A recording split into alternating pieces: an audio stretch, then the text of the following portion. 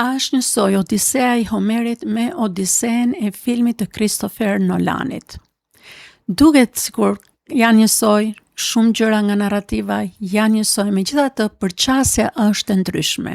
Kur mbaroi filmi, më mbeti në mendje një pyetje. Në eposin e Homerit, duket që udhëtimi i gjatë i Odiseut lidhe me zemrimin e perëndive, sidomos pas verbimit të ciklopit Polifen.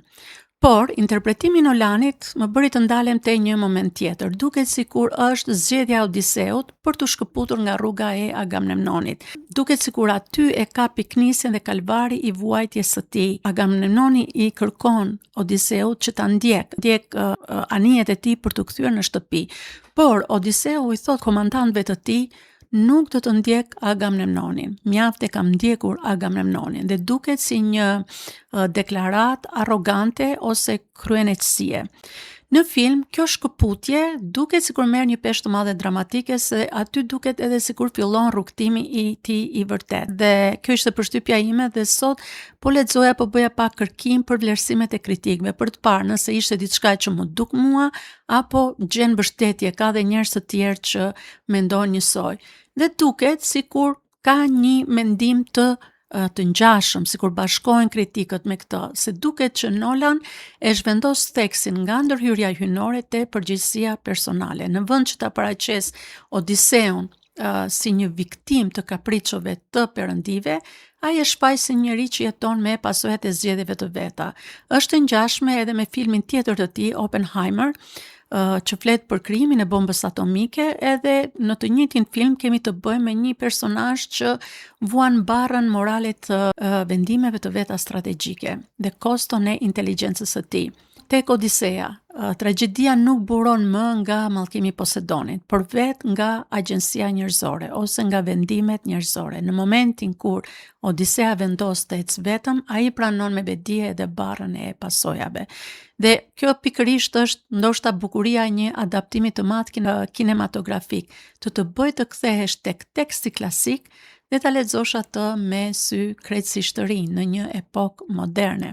Megjithatë, pavarësisht nga ajo që mendon Nolan dhe apo nga ajo që mendon Homeri, mendoj që prap ngrej një pikpyetje të madhe çështja e krenarisë dhe e kryenëqësisë. Kur është koha dhe pika e shkëputjes, kur ne ndjehemi se është mjaft që kemi ndjekur një person, ndoshta edhe për arsye të qëndësishme, mbase për shkak të karakterit të atij personi. Në rastin e Agamemnonit, ai ishte generali i madh i luftës së Trojës, ishte mbreti i Mikenës që i kishte mbledhur gjithë mbretërit e tjerë dhe Odisea ishte bashkuar atij gjithashtu. Edhe ne na ndodh që të hyjmë në aleanca ose të bashkohemi për një kauzë të caktuar nën kauzën e dikujt tjetër që është iniciatori.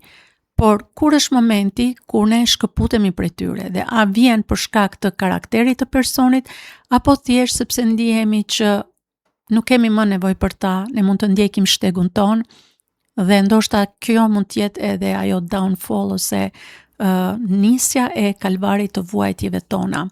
Ky është thjesht një interpretim i imi, nuk është domosdoshmërisht nga filmi, edhe pse siç e thash, ka patur shumë kritik që mendojnë pak a shumë njësoj, por në shoqërinë moderne ku besimi disi është zhveshur nga fabrika e përbërjes së shoqërisë dhe ne jemi ata që mendojmë se jemi zotër të fatit ton, si mund të sigurohemi atëherë që marrim vendime të mençura në mënyrë që të shmangim koston e gabimeve të një vendimi të nxituar dhe të bazuar mbi sigurinë e tepërt edhe mbi krenarinë dhe kryenëqësinë.